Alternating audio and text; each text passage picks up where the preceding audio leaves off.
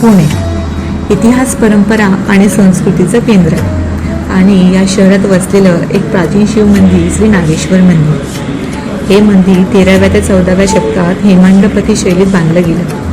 त्यामुळे त्याच्या दगडी बांधकामावरची नक्षी आजही मध्ययुगीन कलेचं दर्शन घडवते. पेशवे काळात नाना फडणवीसांनी या मंदिराच्या जतनासाठी प्रयत्न केले आणि त्यामुळे याचं महत्त्व अधिक वाढलं.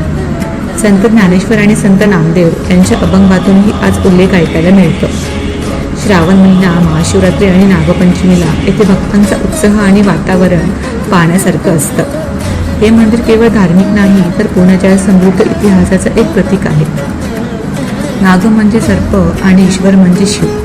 नागेश्वर म्हणजे सर्पांवर विजय मिळवणारा देव. त्यानंतर ही जागा नागदोष निवारणाचे एक शक्तिपीठ म्हणून प्रसिद्ध झाली. जर तुम्हाला पुण्यातील पुरातन देवळांची ओळख करून घ्यायची असेल तर श्री नागेश्वर मंदिर ही एक न विसरता येणारी भेट ठरेल. तर नक्कीच भेट द्या. हर हर महादेव.